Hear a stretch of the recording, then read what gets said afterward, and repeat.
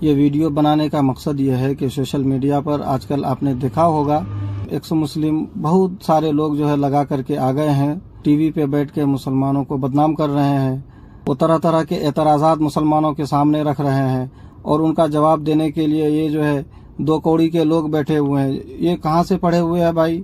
آپ کہاں سے پڑھے ہوئے ہیں؟ کس نے آپ کو جو ہے مولانا بنا کے بھیجا ہے وہاں پہ؟ پیسوں کے چکر میں آپ مسلمانوں کو بدنام مت کریے۔ 2-4-5 ہزار روپے کی خاطر آپ جو ہے اپنے ایمان کا جو ہے سودا کر رہے ہیں۔ صرف اپنے ایمان کا سودا نہیں کر رہے ہیں آپ پوری طرح سے مسلم قوم کو بدنام کرنے کے لیے بیٹھے ہیں وہاں پہ۔ یہ ایکس مسلم ایک ڈیبیٹ میں کہتا ہے کہ مجھے یہ ثابت کرو کہ کہاں پر اللہ نے جو ہے محمد صلی اللہ علیہ وسلم کو رسول کہا ہے، اللہ کا رسول کہا ہے۔ اگر یہ کسی آیت میں لکھا ہے تو مجھے دکھاؤ، ثابت کرو، میں ابھی ایمان قبول کروں گا۔ کسی بھی آیت سے آپ ثابت کر دو، میں ابھی جو ہے کلمہ طیبہ پڑھ کر کے دوبارہ اسلام قبول کر لوں گا۔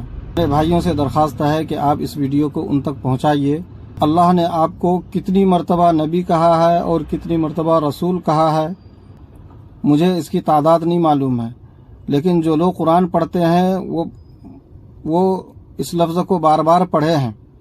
میں پڑھتا ہوں قرآن، اس میں تو بار بار میں نے دیکھا ہے، مگر میں نے گنا نہیں ہے کہاں کہاں ہے۔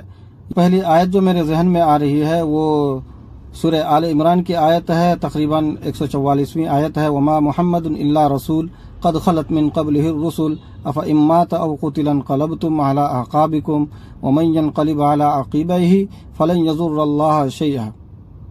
اس آیت کے نزول کا سبب یہ ہے کہ جنگ احد میں مسلمانوں کو جب بظاہر شکست ہوئی تو یہ افواہ پھیل گئی کہ حضور پاک صلی اللہ علیہ وسلم کی شہادت ہو گئی ہے۔ بہت سے صحابہ کرام یہ سوچ کر کے جا کے صفوں میں گھس گئے کہ جب حضور نہیں رہے تو میں زندہ رہ کے کیا کروں گا۔ وہ صفوں میں گھس گئے، لڑتے لڑتے شہید ہوئے۔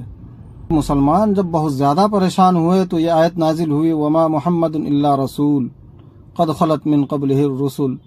محمد ایک رسول ہی ہے، آپ سے پہلے بھی بہت سے رسول آ چکے ہیں۔ افإن مات او قتل انقلبتم علی اعقابکم، اگر آپ وصال فرماتے ہیں یا آپ کی شہادت ہو جاتی تم لوگ الٹے پاؤں پھر جاؤ گے، الٹے پاؤں پلٹ جاؤ گے۔ ومن ينقلب علی عقبیہ فلن یضر اللہ شیئا، اور جو لوگ الٹے پاؤں پلٹ جائیں گے تو وہ اللہ کا کچھ بھی نقصان نہیں کریں گے۔ فلن یضر اللہ شیئا، وہ اللہ کا کچھ بھی نقصان نہیں کریں گے۔ الٹے پاؤں پلٹ گئے آپ دین سے اور آپ اعتراض کر رہے ہیں، کچھ بھی نقصان کرنے والے نہیں ہیں آپ دین کا۔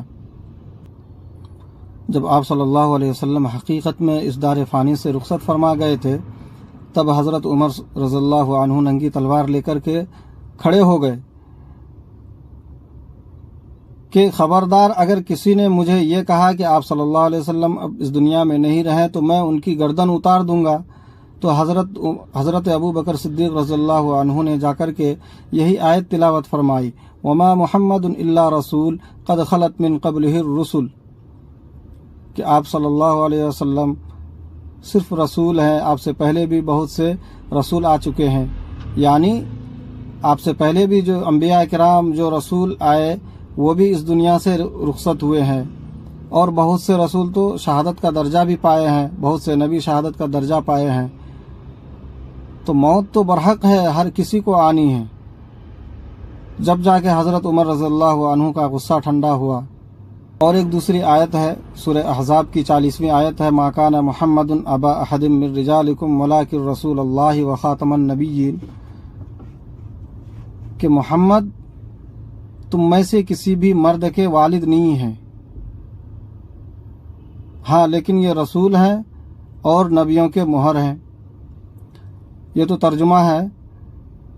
اس آیت کے نازل ہونے کا سبب یہ ہے کہ لوگوں کے اندر ایک غلط فہمی یہ تھی کہ حضرت زید ابن حارثہ رضی اللہ عنہ وہ آپ کے بیٹے ہیں، وہ آپ کے صاحبزادے ہیں، حالانکہ سب جانتے تھے کہ وہ آپ کے صاحبزادے نہیں ہیں بلکہ آپ کے منہ بولے بیٹے ہیں۔ منہ بولے بیٹے ہونے کی وجہ سے لوگ ان کو زید ابن محمد کہتے تھے اور تمام احکامات میں بھی ان کو شامل کرتے تھے، جو ایک سگے بیٹے کے لیے جو احکام ہے، وراثت ہے اور بھی بہت سارے معاملات ہیں۔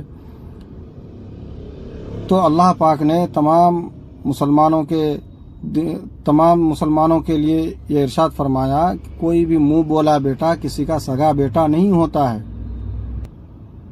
یہ تو اس آیت کا مطلب ہے دوست۔ یہ جواب ان کو دینے والا کون بیٹھا ہے وہاں پہ؟ ایک کوئی حافظ سرور نام ہے، کیا نام ہے مجھے یاد نہیں آ رہا ہے ان کا، لیکن یہ آ کے بیٹھتے کیوں ہیں بھائی؟ میں نے کئی ڈیبیٹ میں دیکھا ہے، یہ تو ناک کٹاتے ہیں مسلمانوں کے۔